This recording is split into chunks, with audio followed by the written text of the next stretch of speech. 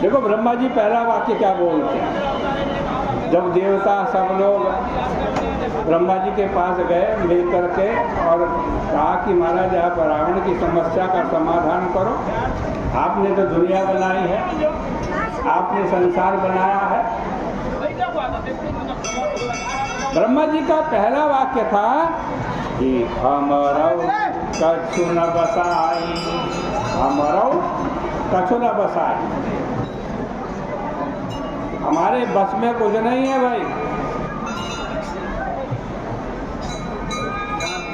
पृथ्वी, देवताओं, मनुष्यों, मैं ये स्वीकार करता हूँ मैं पृथ्वी बना सकता हूँ और रावण का निर्माण कर सकता हूँ, पर इसके बाद भी रावण को नियंत्रण करना मेरे बस में नहीं। और तब ब्रह्मा ने बड़ा ही सुंदर सूत्र दिया। यद्यपि ब्रह्मा जी कह सकते थे भाई यहाँ पर मानव के सामर्थ्य की सीमा समाप्त हो गई, उसे सुनकर मनुष्यों को बड़ी निराशा होती कि हम कुछ नहीं कर सकते। पर ब्रह्मा ने कहा कि नहीं नहीं, जितनी हमारी सामर्थ्य है उस सामर्थ्य का सदुपयोग करो, हाथ पे हाथ धरकर मत बैठो। निष्क्रिय होकर सामर्थ्य और का प्रयोग न करना भी व्यक्ति के लिए उपयुक्त नहीं।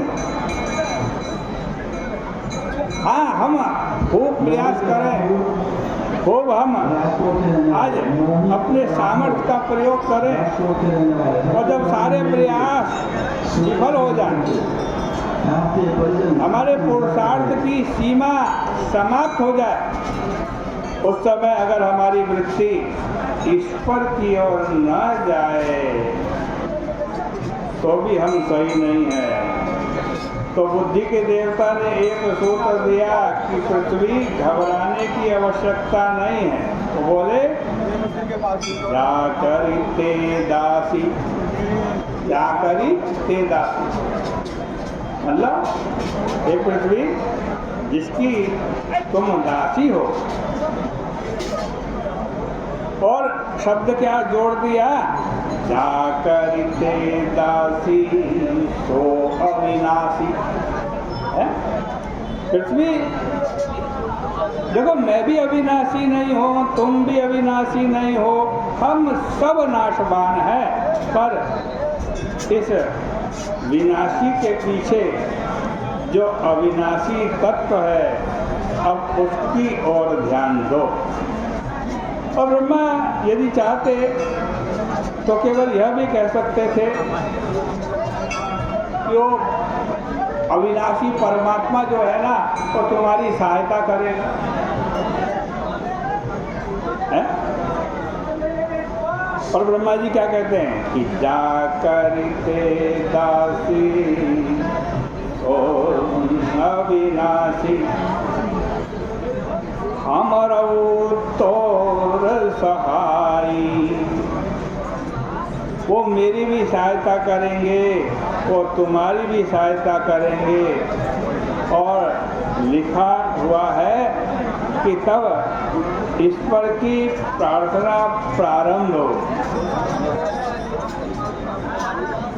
और यही साधना का क्रम है। भगवान की पूजा करो, पाठ करो, प्रार्थना करो, लेकिन ऐसा कभी मत करना कि आप अपनी सामर्थ्य का ही प्रयोग ना करो। अपना प्रयास छोड़ दो, हाथ पे हाथ धर करके बैठ जाओ, जो करेगा भगवान करेगा, ऐसा भी नहीं करना। जब सारे प्रयास, ब्रह्मा जी तक का प्रयास सफल नहीं हुआ रावण को नियंत्रण करने में, तब किसके पास गए शरण में? भगवान है।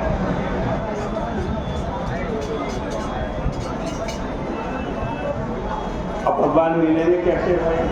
भगवान प्रकट कैसे होंगे?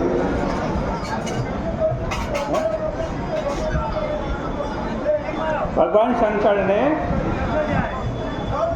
ईश्वर के संदर्भ में कहा कि भगवान, भाई पीछे जो बैठे हैं भाई साहब, ये बातचीत बंद कर दो, इधर ध्यान दो। भगवान कैसे प्रकट होंगे, क्या तरीका है भगवान को प्रकट करने का? तो शंकर जी ने बतलाया, भगवान शंकर ने ईश्वर के संदर्भ में कहा, एक मंत्र दिया है जिससे भगवान प्रकट हो जाए। वो मंत्र कौन सा? कि प्रेम से प्रगट होई मैं जाना, प्रेम से प्रकट होई मैं जाना, ये मंत्र दिया। और जब प्रेम पूर्वक ईश्वर की प्रार्थना की गई तब अंत में आकाशवाणी हुई। किंतु इस प्रसंग के द्वारा ईश्वर और मनुष्य का जो तत्व तुलसीदास जी दे रहे हैं, आप उस पर ध्यान दीजिए। भगवान राम ईश्वर है, अतः ईश्वर ने आकाशवाणी में क्या कहा? देवताओं डरो मत, जनि डर पाऊं मुनि सोई दसुरे था, जनि डर पाऊं मुनि से दसुरे था। यहाँ पर समस्या क्या थी? समस्या रावण थी, रावण को मारने की समस्या थी। किंतु यहाँ एक प्रश्न उठता है,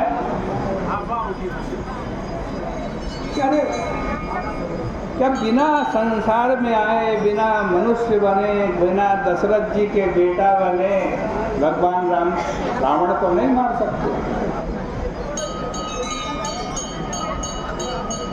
और यदि मार सकते थे तो क्यों नहीं मारा?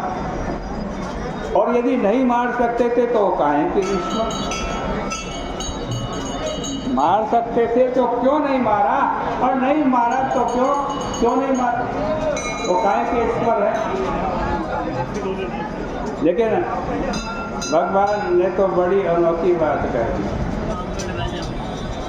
भगवान चाहते तो अपने संकल्प के द्वारा ये रावण को मार देते और देवताओं से कहते, देवताओं जाओ, तुम्हारी समस्या का समाधान हो गया, यह लो, रावण को मैंने मार दिया।